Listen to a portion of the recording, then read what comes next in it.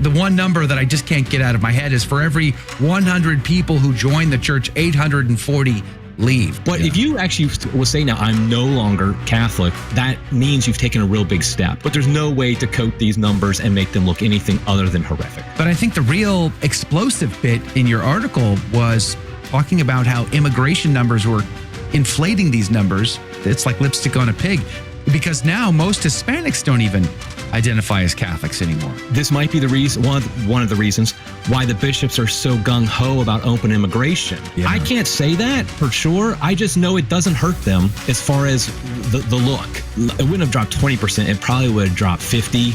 Even the kind of barely paying attention Catholic would have been saying to the bishop, what the heck are you doing? By the way, my name is Joe McClane. I host a radio program called A Catholic Take, where we look at the world through a Catholic lens. I'd love for you to hang out with us. If you like it, give it a thumbs up and let us know what you think in the comments below. Yeah, I've been talking about this article for probably a week now. Eric Sammons, what have you done to me? You're like living rent-free in my mind right now. Catholics are rapidly losing ground. We're going to link to it, crisismagazine.com. And the one number that I just can't get out of my head is for every 100 people who join the church, 840 leave. I want you to let that sink in. And now I want to bring to mind, put another log on the fire, the Eucharistic Congress that was going to change everything. It was massive. Thousands and thousands of people. It was very exciting. And still, 840 leave for every 100 that come in. Eric Sammons joins us this morning from crisismagazine.com. Eric, good morning to you. Thank you for your time. Thank you for having me. I wish we were talking about, more enthusiastic news about the church, but, here we are. Yeah, it is. And I have discussed it actually a couple of times on the show in the past week. And these are troubling numbers. These are like, I would say this is a gut punch, because so many Catholics thought we made a turn. We've turned things around. Things were improving. Even like a famous talking head Catholic said, hey, things are getting better. We have much more belief in the Eucharistic presence now, and everything is on the uptick. But that's just not true, is it? No, it's really not. I mean, part of it is that there have been some high-profile conversions in recent years, and so that does get us enthused. We all probably know people who have come into church recently. I mean, at my parish, for example, we had a family with 8 kids come into church a couple years ago. We have a family with 11 kids that have just recently started the process of coming into the Catholic Church. So these are great signs, and we love them. However, we have to be realistic and look at the actual data, not just some anecdotal evidence.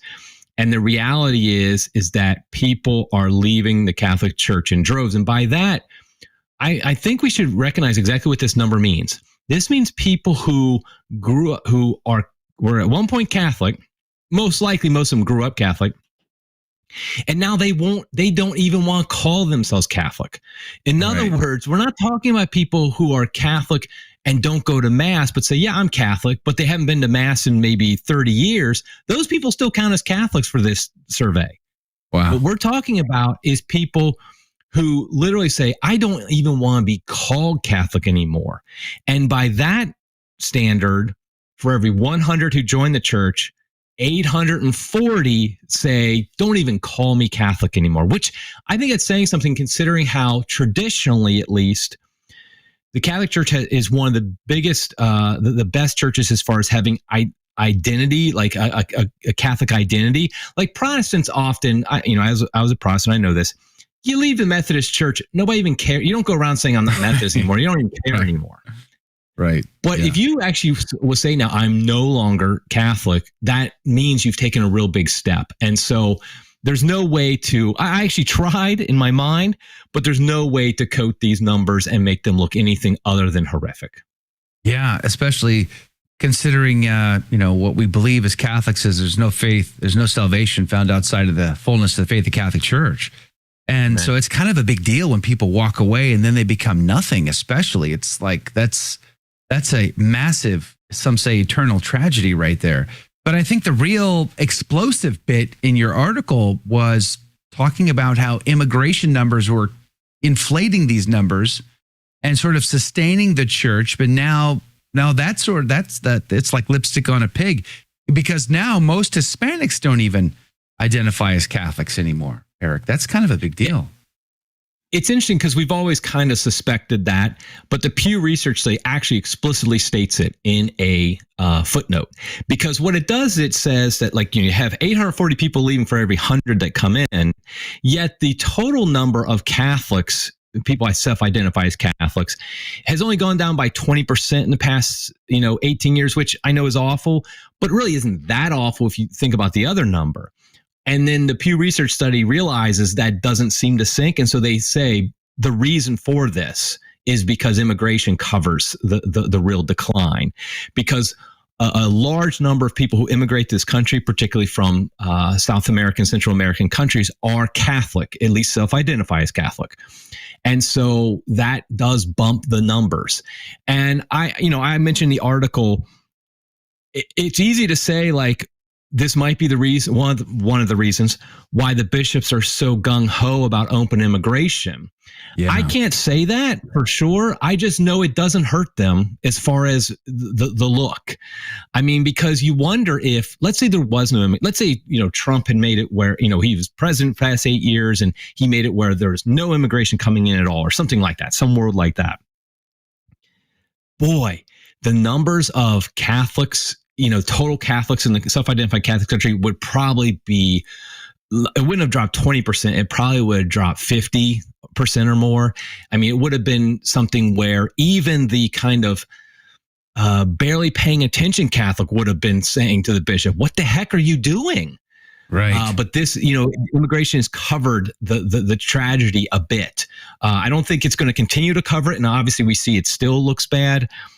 But it allows them to make it not look as bad. And I wonder if, at least subconsciously, that'll make some bishops more open to more open immigration policies.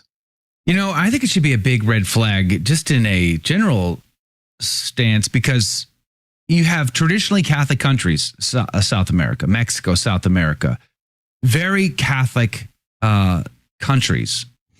The reality is they're pretty secular now. Right? Evangelical at best, secular at worst. And that should be even a greater black eye on Holy Mother Church. You're not only not growing, you're not only not converting the Muslims or anybody else, the Buddhists, you're losing everything you've already put that blood, sweat, and tears into converting. You're losing them in droves. And that should be a further, a bad mark on our report card, don't you think? Yeah, absolutely. I mean, because the fact is they don't have it broken down exactly who's leaving, but there's no question that the Hispanics are leaving as well, that the traditionally Catholic countries are leaving. In fact, one of the things I think is more interesting is that the number of Catholics, self-identified Catholics who actually attend Mass is only 29%. And this survey didn't talk about going to confession, but I've seen other surveys that show about 10% of self-identifying Catholics actually go to confession once a year. I'm not saying once a month, once a week, just once a year, which is the required minimum. So the point of this is that there are just so many Catholics self-identified who are still willing to say in a survey, hey, I'm Catholic. So, I mean, I think that's a good thing, because obviously they haven't completely removed themselves from the Catholic faith, but and they don't even go. And I think this is true for a lot of the people from these traditional Catholic countries in their countries as well. Like they were baptized Catholic, maybe in Mexico or wherever, and they weren't practicing when they came over. And so they're still not, but they still say I'm Catholic. And some of that is, in fact, they have a section in the survey about this, about religions that you identify with for reasons other than the religious beliefs. Like, for example, it's well known that Jewish people often are not practicing, but they're very hardcore in saying, yes, I'm still Jewish. Mm-hmm. Catholics are not bad at that compared to maybe Protestants, but they're getting worse, like I said, people are saying. But there still is that lingering effect of people saying, yeah, I'm Catholic, because it's like if you're Russian, you're Orthodox. You may never, go into a Russian Orthodox church, but you say, yeah, I'm Orthodox. Mexico, same thing. You're Mexican, you're Catholic. It's becoming less and less true, but it still is somewhat true. And so I think all these numbers, when you really look at it, there's no way to try to make it look good. I mean, you can try, but there's no way you're going to make it look good. Whether it's the immigrants coming in, whether it's Americans, who were born and raised here, ultimately, very few people who are baptized Catholic are actually practicing the Catholic faith today, and that's the real tragedy. I want to get into what we do about that, but before we do, and we're going to be at a break here in a couple of minutes, what do you think is the chief cause for the situation we're in?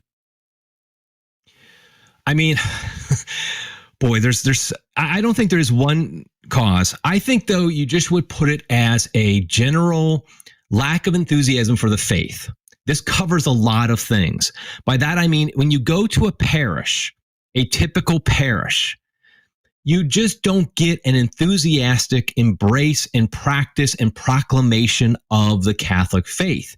You get felt banners, weak homilies, awful music, people who are leaving right after communion, the Judas shuffle, all these things, a billion women up on the altar and the priest kind of like a very effeminate figure. All these things, that is how people interact with the Catholic Church. They don't know what Pope Francis is doing. They don't know what the Vatican's doing. They don't know about the latest news. They don't know even about Bishop Barron or whoever. What they do know about is their local parish.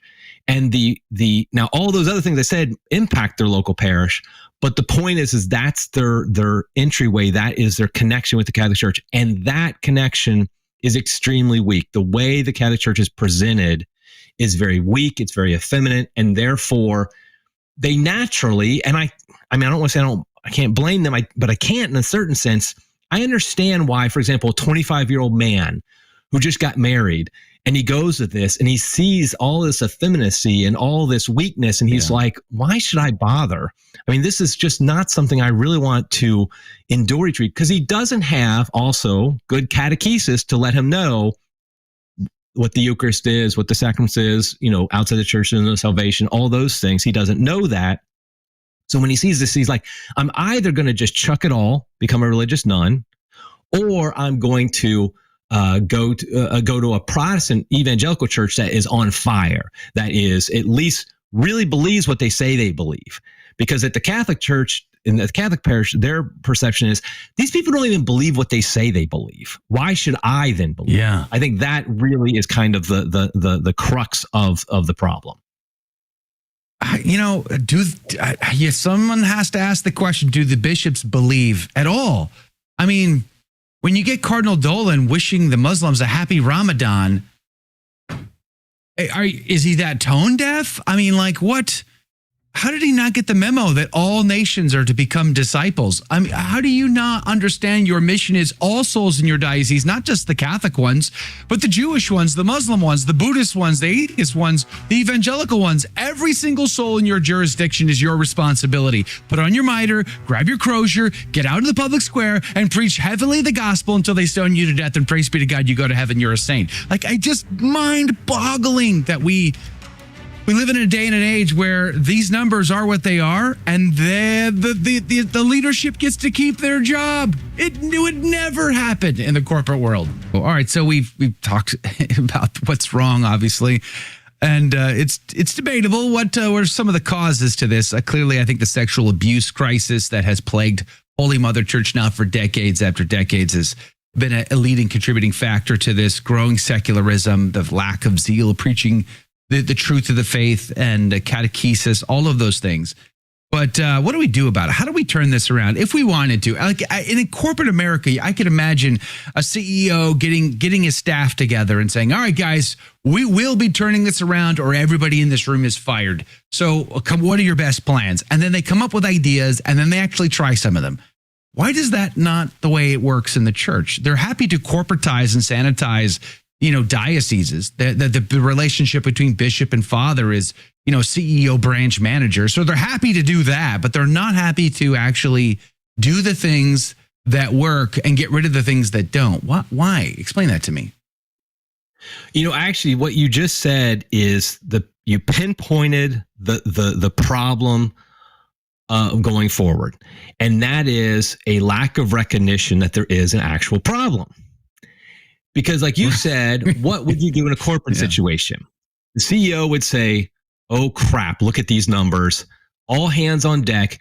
You guys are working 80-hour weeks. You're doing whatever it takes. And if you're not willing to work 80-hour weeks, get the heck out of here. I'll get somebody who is willing to do that. And we're going to fix these problems. And we're going to do this until the problem is solved.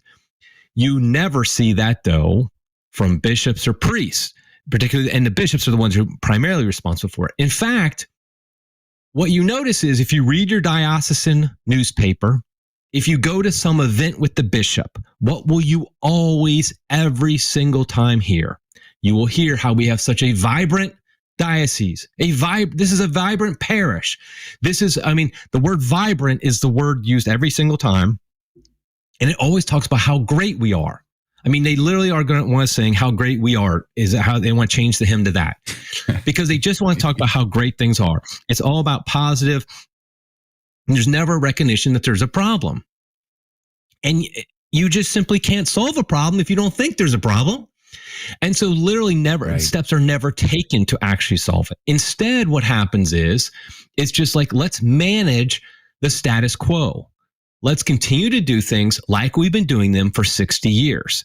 So we're going to continue to have our programs. We're going to continue to have our interreligious dialogue meetings. We're going to continue to have our ecumenical services. We're going to continue to say things like, Lent is like the Catholic Ramadan or whatever, because that's what we do. That's what we've been doing for 60 years, and we're going to continue to do it. And so that really, in a nutshell, is the problem. Like any solution we think up, like I listed a few, like promote homeschooling, promote the traditional Latin Mass, abolish the USCCB, hold all interreligious activities, stuff like that. It's never going to happen until the bishops actually think we have a serious problem here and we have to take action. And so the problem, though, is that bishops are picked primarily based upon their ability not to make waves. I've written about this in the past, that the process to pick bishops basically follows, okay, let's pick the personality that will not be controversial, that'll put his head down, and he will continue to manage the decline, so to speak. They might not think of it quite like that, but that's what they're doing. And so the personalities of the typical bishop, I'm more like positive about bishops than I think a lot of more traditionally minded Catholics are, in the sense that I think that the typical average bishop is a believer in Jesus Christ. He is a believer in the Catholic Church. He really believes, the teachings of the Catholic Church. However, I think that the personality of your typical bishop is very much a heads down, let's just administer things here. Let's not cause any controversy, and then everything will be fine. That's kind of how they did things before they became bishop. That's how they became bishop. That's how they'll remain bishop. And so a personality like a Bishop Strickland is just really an outlier that is extremely atypical. And so because of this, they're not willing to do something let's just use my example of promoting homeschooling. They're not willing to say, Catholics, don't send your kids to public schools. In fact, don't even send them to our Catholic schools first. Consider homeschooling first, because our Catholic schools are not doing a good job. We're going to work on that. We're going to make it so our Catholic schools are better. But for now, we totally understand that you're probably going to homeschool now. And in fact, we will do everything we can to support you with your homeschooling at the parish level, at the diocesan level, however. Imagine if a bishop actually did that. He would get hammered so hard, not just from like the media, but also from the biggest donors of the diocese, the boomer Catholics, from the Vatican, from the establishment, people in the chancery, the staff of the diocese, obviously the staff of the Catholic schools. He would just get hammered. And if he doesn't have a personality that can stand up to that and say, I can handle this. I mean, think about it with politics. Most politicians, they just go along themselves. And, they're very few Trumpian figures in politics. But like in the episcopacy, it's even worse. And so that's the real thing that we have to just recognize, is like the system of picking bishops and the personalities of picks is really ultimately where a lot of the problem lies. And so, I mean, it might make the person listening around, like person saying, like, what the heck can we do? And honestly, the biggest thing, of course, is pray and fast. But raise up Catholics, young Catholics who will become good priests, maybe in religious orders. And then with the guidance of the Holy Spirit, some of them might become bishops one day. I know that's not the way it works now, but I also believe in God, and that he cares for his church, and that, they can be raised up. And so that's what that's kind of what I think is the path forward, is that we just need better bishops. I mean, I know it, and I'm not saying that as a punt. Like, as Catholics, we need to be more holy. And the way we get better bishops is if we as lay people are holier and we raise our families better and all that. So it's not like I'm saying we have nothing to do with it. I'm just saying that that's kind of the ultimate solution, is getting better bishops. All right, let me push back just because we have about a minute and a half, 2 minutes here. There's many people right now that might be listening to this and saying, you're being naive. These men are wolves in sheep's clothing. They intend to infiltrate the church and harm Holy Mother Church from within. What would you say to that? I would say some are. And I'll even name a few of them. Cardinal Supich, Cardinal McElroy, people like that. And this is like a guess, but I would say, if you look at the whole episcopate in America, and I'll just focus on America because that's the bishops I know, I would say about a few percent, 2 to 3%, maybe up to 5%, are good bishops, holy bishops, really trying and doing good things. You have about maybe 5 to 10% that are really just wolves in sheep's clothing, really bad bishops, like the Supiches, the Gregories, people like that. And then you have the rest of them are administrators with their head down. Now, I'm not giving them a pass because they allow the evil ones to really dominate.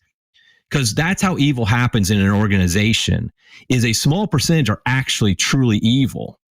But then what happens is the good men who are weak, and they allow the evil ones to run things. And that, I think, is what happened. So while it looks like the whole episcopate is evil, what's really happening is that there's a small percentage that are evil.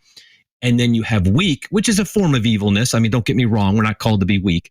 Then you have lots of weak bishops who allow the evil ones to run roughshod over the USCCB, over the whole episcopate. And I think that's where it comes down to. So I do think there are some, but I think it's actually a small percentage who dominate the total. Hey, if you like this kind of content, I'd be super grateful if you would consider buying me a coffee. I'll put a link below, and on your way down, smash that subscribe and check out this video right here, because you're not going to want to miss anything.